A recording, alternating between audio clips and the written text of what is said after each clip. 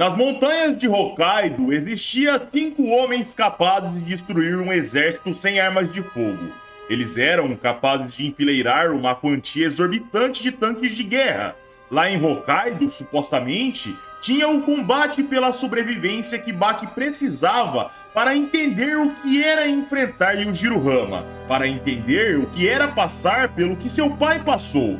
Claro que era numa escala inferior a seu pai, porém era algo que nem mesmo Kaoru Hanayama havia oferecido para o mesmo no primeiro combate. Então o garoto decidiu ir para Hokkaido. Quando Baki pousou no lugar, ele já desceu esperto com o ambiente, pois Stridon havia dito que os níveis dos homens ali dentro eram tão assustadores que talvez ele não pousasse em terra firme vivo. A cena cortava para o lugar onde aqueles soldados haviam destruído o exército e um sobrevivente contava para o seu superior: "Meu senhor, não há palavras para descrever aqueles homens. Mesmo após se enfrentarmos, não fomos capazes de captar um único movimento deles. Por mais que eles destruíssem tudo, não podíamos ver nenhum deles se movendo com nossos olhos. Creio que nenhum de nós fomos capazes de sequer escutar um único som vindo deles. Porém, alguns disseram ver algumas formas, mas era unânime, não era a forma de nenhum inimigo que já lutamos antes. Mesmo sendo do exército, acostumados com confrontos, nunca enfrentamos um inimigo desse jeito. Mas o que exatamente era essa forma que sentimos? Era a sensação de que eles estavam ali, acabando com a gente. Nossas vidas estavam na mão deles, mas nós não fazíamos ideia de como eles eram, mesmo sendo completamente destruído por eles." Nessa hora, a cena retornava para Hokkaido e lá Baki adentrava a mata densa. De repente, ele escutava um som, olhava para o lado, mas não tinha nada. E ele dizia: "Que estranho, eu achei ter escutado alguma coisa vindo dali." Ele puxava um mapa para tentar se localizar, encostava numa árvore e começava a observar. Mas nessa hora nos era mostrado: tinha alguém camuflado na árvore. Esse alguém notava o momento de distração do garoto e aparecia encaixando um mata-leão. Baki sentia aquela pressão assustadora e desmaiava. Ele batia a cabeça no chão e o soldado fazia um som com a boca, imitando passarinhos. E de repente um outro alguém saía camuflado do solo, outro da água, um vinha das árvores e nos era mostrado: os 5 soldados apareciam ali. Essa era a elite militar, considerados os soldados mais fortes do Japão.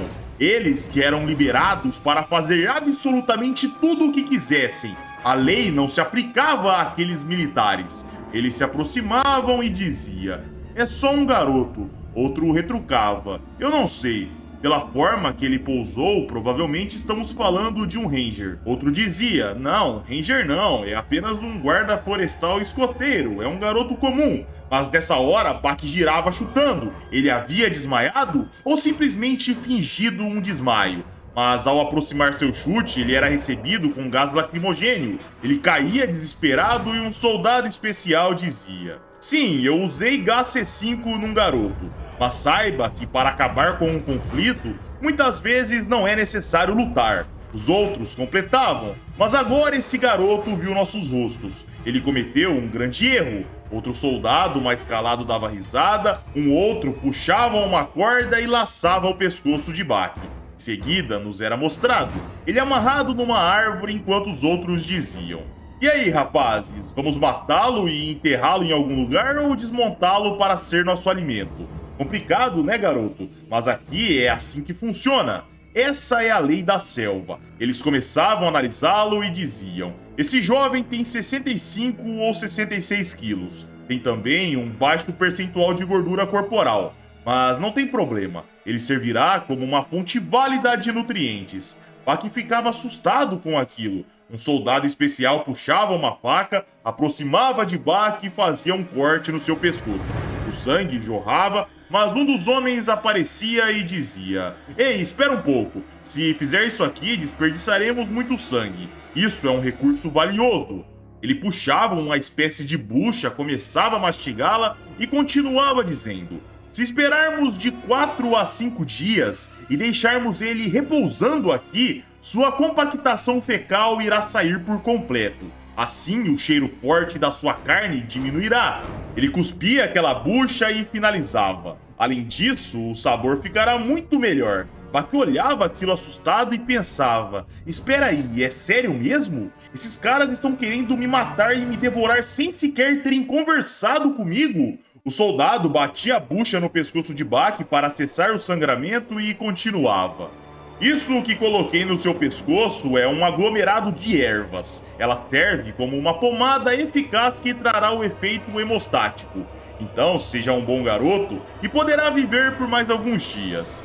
Um dos soldados observava sem dizer nada e o outro continuava: sabe, rapaz, há um mês nós fomos capazes de dizimar todo o exército do norte sem sequer sermos vistos uma vez. Mas isso não demorou um longo período, imagina! Na verdade, fizemos isso em um dia. Então eu me pergunto, o que será que eles planejaram para nós durante esse tempo? Afinal, eles precisarão de muito mais se quiserem nos parar. Talvez eles terão que chamar até mesmo o Godzilla. Os soldados especiais, exceto um, davam risada e a cena cortava para um veículo chegando numa casa. Alguém descia, ia entrando, até que chegava na biblioteca pessoal do anfitrião da casa. Era Stridon, que dizia: há quanto tempo que não te vejo, meu senhor? O velho dizia: qual é o motivo da sua visita, Mr. Stridon? A cena cortava para momentos depois, onde eles tomavam um bom whisky e eles se alimentavam. Eventualmente, Stridon questionava quanto tempo o velho ficaria no Japão. O mesmo respondia que provavelmente passaria toda a sua aposentadoria por lá mesmo. Stridon gargalhava e falava: vamos lá, o senhor é aposentado? Isso não se encaixa com você. O senhor é chamado do soldado entre os soldados. Não existe outro lugar na qual você pode morrer além do campo de batalha. O velho escutava aquilo e respondia: o soldado entre os soldados, né? Sinceramente, eu não sei se esse nome cabe mais para mim. Stridon dizia: está dizendo que existe um soldado mais forte que você? O velho coçava a cabeça e dizia: ah, sei lá, mas meus ouvidos doem pelo que falam por aí. Então eu não sei dizer. Mas quem você acha que poderia me vencer? Stridon falava: que tal Yujiro Hama? O velho tomava outro gole de uísque e respondia: com toda certeza não é possível dizer que eu derrotaria o ogro Yujiro Hama, mas existe mais uma pessoa que eu não poderia vencer.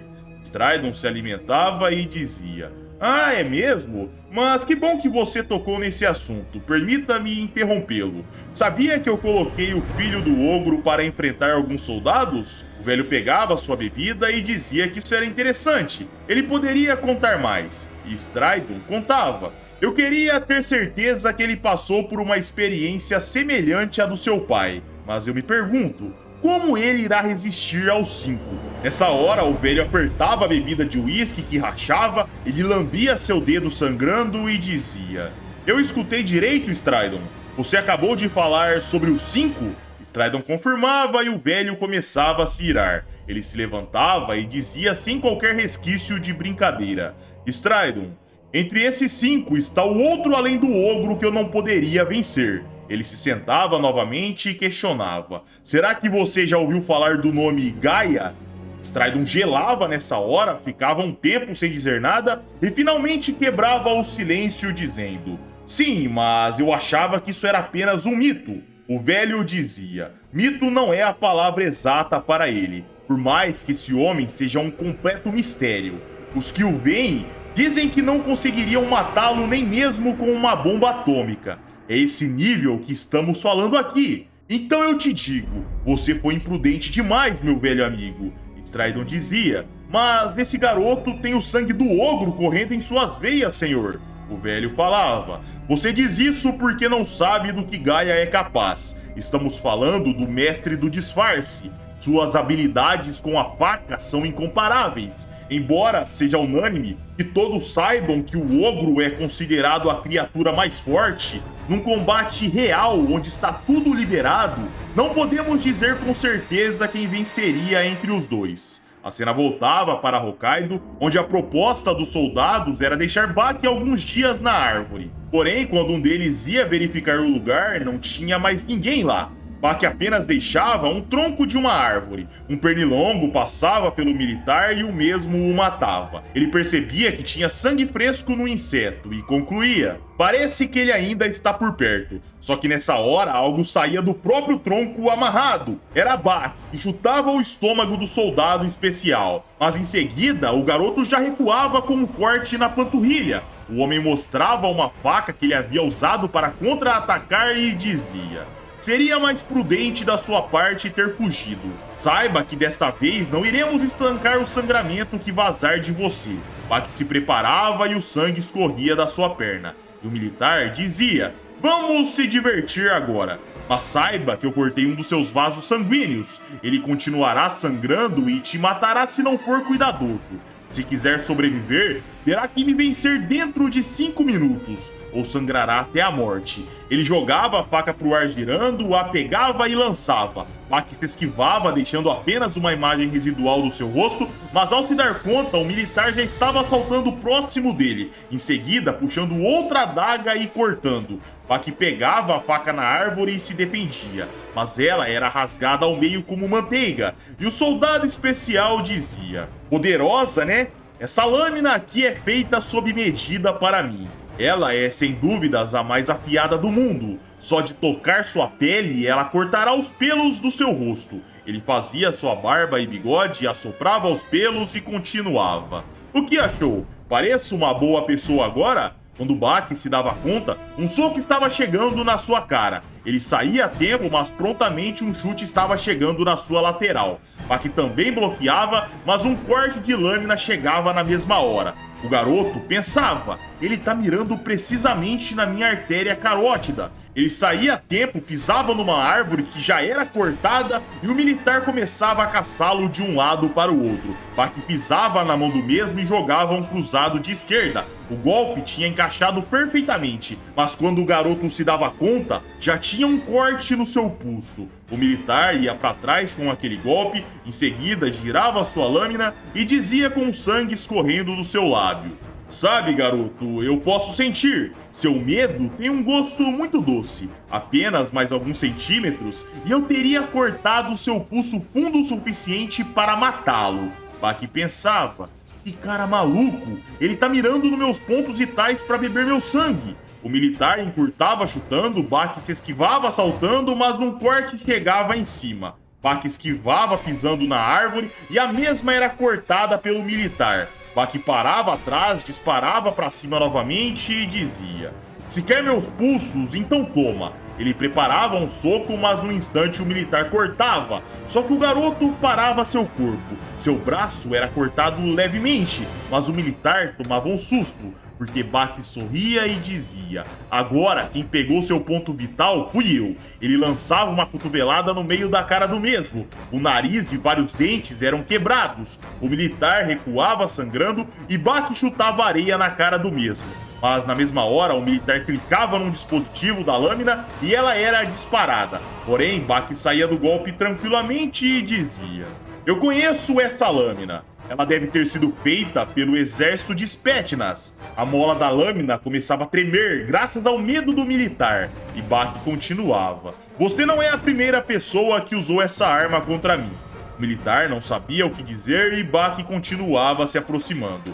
E ele dizia: devo dizer que de agora em diante é bom chamar seus amigos. Você precisará de ajuda. Não terá mais brincadeiras aqui. Logo, você não terá mais chances. O soldado avançava desesperado, mas Bach lançava um chute curto nos testículos do mesmo. O soldado gritava desesperado, só que nessa hora Bach gelava, porque um soldado gigante aparecia atrás dele. O mesmo erguia seus braços e tentava agarrar, mas Bach era mais rápido e ele saía do movimento surpresa. Ele respondia no ar mesmo, chutando o rosto de seu oponente. O mesmo sangrava, mas mantinha seu olhar sereno. Bach batia no chão e rapidamente recuava em guarda. E ele pensava: quando esse cara apareceu atrás de mim? Eu não vi nem ouvi nada. O soldado especial encarava e Bach continuava divagando. Ele está numa posição que indica que vai me chutar. Mas isso tá muito na cara. O que ele vai fazer? Nessa hora, o militar enfiava o pé debaixo da areia e se preparava para jogar nos olhos de Bak. Mas de repente, o movimento mudava. Era uma joelhada que chegava. Bak era obrigado a defender repentinamente, mas quando ele se dava conta, ele entendia que era uma finta. Não era mais um joelho ali, e sim a perna do homem, que lançava areia no rosto de Bak. Naquele combate, um jogo mental do mais alto nível estava acontecendo, onde qualquer erro no jogo poderia ser mortal. A cena voltava para Stridon e lá o velho conhecido contava. Só que Stridon, o Gaia, não é o único especialista do grupo. Todos eles agem como fantasmas se movimentando. Temo que seu garoto irá passar por algo muito além de uma simples luta. Ele aprenderá que num combate real não existe fair play. Mas se o objetivo dele é de fato passar pelo que seu pai passou, esse é o batismo perfeito. A cena voltava para Hokkaido, onde Bak acabava de ser momentaneamente cegado graças à areia. O soldado especial aproveitava para agarrá-lo e enfiava Bak de cabeça no solo. Mas mesmo sem visão, Bak entendia a proposta do movimento e colocava sua mão na nuca. E quando ele batia na rocha, o dano era afagado. O militar percebia que ele havia negado o dano, se impulsionava novamente e lançava Bak numa árvore com um suplex. Só que dessa vez, a nuca era acertada em cheio. O militar jogava seus braços para trás e batia. Bak era jogado para trás, caía no lago, rapidamente já subia, só que nessa hora o militar o aguardava. Bak era pego num mata-leão. Em seguida, o militar jogava seu corpo para baixo e Bak começava a ser afogado enquanto era enforcado. Friamente, o militar aguardava o tempo passar e de pouco a pouco a consciência de Bak ia sumindo, até que finalmente seu corpo cedia. Ele começava a afundar e o militar observava. Em seguida, fazia o sinal da cruz e dizia: "Por favor, me perdoe, jovem. Sua morte foi cruel, mas no final, creio que morrer nas minhas mãos é melhor na Kid Gaia." Ele se levantava, ia até seu amigo e questionava: "Por quanto tempo vai ficar dormindo?" Mas ao se dar conta, a sua respiração travava. Era Bak, encaixando um mata-leão nele e dizendo: "Essa foi uma boa lição. No campo de batalha não existe isso de jogo limpo." O militar se urinava e Bak continuava: "Sabe, eu sinto que renasci. De agora em diante, não seguirei mais as regras normais." O tempo passava e a noite chegava. 2 dos 5 militares especiais eram derrubados. Quando um deles começava a acordar, Bak estava em cima dele o nocauteando novamente. Quando o outro acordava, graças ao barulho, Bak fazia o mesmo. O tempo passava, o garoto pegava uma pá e os enterrava, só deixando parte do tronco e da cabeça para fora. E um deles dizia quando acordava: "Garoto, você vai se arrepender de ter ficado aqui. Deveria ter usado esse tempo para fugir das montanhas." Bak dava risada da cara deles e o militar continuava: "Eu falo sério, não fique arrogante só porque venceu nós dois." Bak enfiava a pá no chão e dizia: "Arrogante? Não, eu não estou arrogante, eu estou animado. Acha mesmo que eu fugiria de uma oportunidade tão emocionante? Eu vim aqui para lutar, então tá tudo perfeito para mim. Eu quero que vocês me ensinem o significado real de lutar até a morte. Eu sei que me entendem, isso é viciante, é como uma droga. Sabe, eu quero experimentar o campo de batalha igual Yujiro Hama experimentou.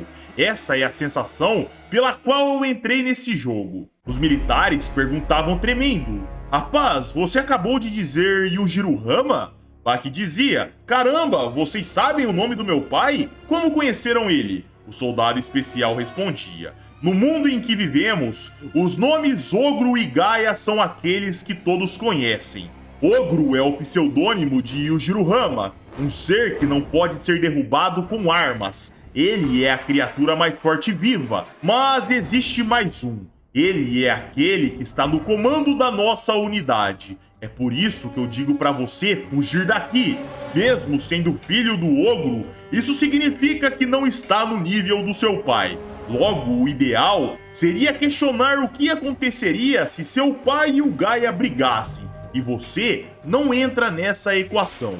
O outro soldado especial dizia: "Kuraishi, você tá falando sozinho. Ele não tá mais aqui." A cena ia para outro soldado especial que fazia suas necessidades na mata, mas quando ele se dava conta, Bach começava a aparecer das sombras e dizia: "Foi você quem fez essa cicatriz no meu pescoço, não é mesmo?" O soldado levava um cruzado no meio da cara e um chute no estômago. Com 2 golpes ele já sangrava. Em seguida caía de joelhos e Bach dizia enquanto se aproximava: "Não importa o quanto vocês se esforcem, mas a verdade é que não há necessidade alguma de meu pai ser equiparado com um de vocês." Ele segurava o militar pela cabeça e o lançava na árvore. O mesmo batia a cara, ia recuando, mas enfiava a mão no bolso e virava com uma lâmina. Bach bloqueava a tempo, tirava a lâmina dele e dizia: "Finalmente, parece que começou a levar isso a sério.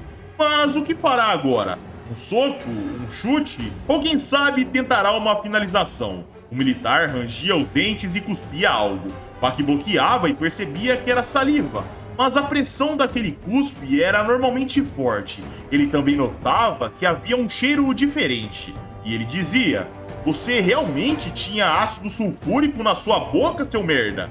O militar se desculpava e Bach avançava. Ele chegava com um chute alto lateral e nocauteava seu oponente. Mas, de longe, outros 2 militares que restavam observavam e diziam: "Você viu o que ele acabou de fazer com o Nomura? Parece que isso será divertido. E aparentemente seremos os próximos." E aqui, galera, eu quero finalizar o vídeo para deixar só um aviso. Se você não conhece nada de Bach e não quer spoiler para o próximo vídeo, deixa um like e pode sair. Muitos que já estão vendo esse vídeo já sabem o que eu vou dizer aqui, mas esse cara que o Bach bateu por último não é o Gaia, e sim o Nomura, como dito por seus amigos. Mas a verdade é que essa é a personalidade fraca do soldado mais forte. Quando o Gaia aparece, ele é considerado por todos como outra entidade. Eu sei que muitos aqui já sabem disso, mas com toda certeza essa informação será útil para alguém. Bom, galera, é isso. Eu tô indo nessa. Deixem um like se curtiram, se inscrevam e se quiserem vídeos exclusivos, vão para o clube de membros. Eu garanto pra vocês, tem muita coisa boa lá. Se porventura não estiver aparecendo pra você ou seja membro, é possivelmente porque você está usando o iPhone. Se tentar por outro celular ou computador, deve aparecer. Bom, é isso, pessoal. Um abraço, fiquem com Deus e tamo junto.